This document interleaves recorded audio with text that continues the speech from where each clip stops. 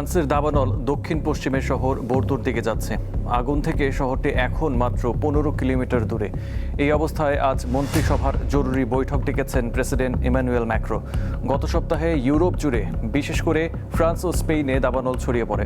এখন পর্যন্ত দেশ দুটির 3,30,000-এর বেশি মানুষকে নিরাপদ স্থানে সরিয়ে নেওয়া হয়েছে।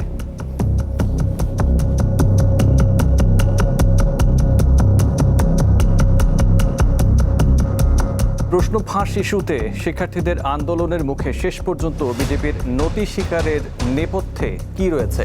শুধু দাবি মেনে নিয়ে কি স্থায়ীভাবে বিক্ষোভ সংকট থেকে রেহাই পাবে মোদী প্রশাসন? বিস্তারিত জানাচ্ছেন তৌহিদুর রহমান। মেডিকেল কলেজে ভর্তি পরীক্ষার প্রশ্ন ফাঁস ইস্যুতে শিক্ষার্থীদের আন্দোলনের মুখে শেষ পর্যন্ত নিজেদের শক্ত অবস্থান আর ধরে রাখতে পারেনি ভারত সরকার। টানা 3 মেয়াদে ক্ষমতায় থাকা অবস্থায় এবারই প্রথম নরেন্দ্র মোদী সরকার কোনো চাপ বা আন্দোলনের মুখে নতি স্বীকার করতে দেখা গেল। শিক্ষামন্ত্রীর পদত্যাগ ছাড়া সব দাবি মেনে নেয় আন্দোলন থেকে সরে দাঁড়ায় শিক্ষার্থীরা, যা তরুণ প্রজন্ম তথা ককরোচ জনতা পার্টি সিজিপির বড় জয় হিসেবে দেখা হচ্ছে। আন্দোলনের মুখে শেষ পর্যন্ত বিজেপি সরকারের নতি স্বীকারের পেছনে নেপথ্যে কী রয়েছে, এটাই এখন বড় প্রশ্ন।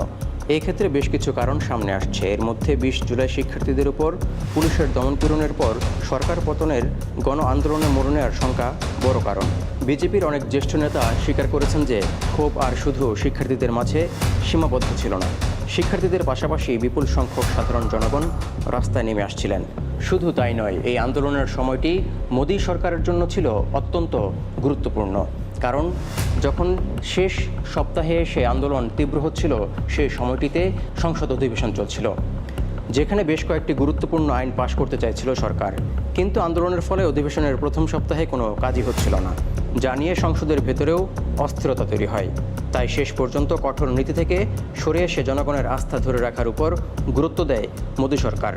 এক্ষেত্রে প্রতিবেশী দেশ নেপাল ও বাংলাদেশে হওয়া শিক্ষার্থীদের আন্দোলনে সরকার পতনের নজির ভারতের জন্য বড় শিক্ষা হিসেবে কাজ করেছে বলে মনে করছেন অনেক বিশ্লেষক। সরকার সব দাবি মেনে নেওয়ার পর ককরোচ জনতা পার্টি আন্দোলন থেকে সরে দাঁড়ানোর ঘোষণায় আপাতত স্বস্তির কারণ হলেও এই আন্দোলন চিরতরে বন্ধ হয়ে গেছে এটি বলার মতো সময় এখনও হয়নি বলে মনে করা হচ্ছে। কারণ সরকার শিক্ষার্থীদের যেসব দাবি মেনে নিয়েছে তা বাস্তবায়ন হচ্ছে কিনা সেদিকে গভীর নজর রাখবে তরুণ প্রজন্ম।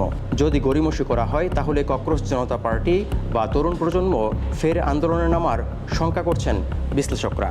এই অবস্থায় বিক্ষোভ আবারও মাথাচাড়া দিয়ে উঠলেও সব রাজ্যে ছড়িয়ে পড়া এবং নরেন্দ্র মোদী সরকার পতনের আন্দোলনে রূপ নেওয়ার শঙ্কা কিছুটা কম বলে মনে করছেন অনেকে। তৌহিদুর রহমান, দীপ্ত, বার্তাকক্ষ। আন্তর্জাতিক অপরাধ আদালতের গ্রেপ্তারি পরোয়ানা এবং New York City mayor Zohran মামদানির আপত্তি উপেক্ষা করে জাতিসংঘের অধিবেশনে যোগ দিতে নিউ ইয়র্ক যাওয়ার ঘোষণা দিয়েছেন ইসরায়েলের প্রধানমন্ত্রী বেনিয়ামিন নেতানিয়াহু। ফক্স নিউজকে দেয়া সাক্ষাৎকারে তিনি বলেন, জাতিসংঘের মঞ্চে ইসরায়েল ও যুক্তরাষ্ট্র ইসরায়েল জোটের পক্ষে বক্তব্য তুলে ধরবেন।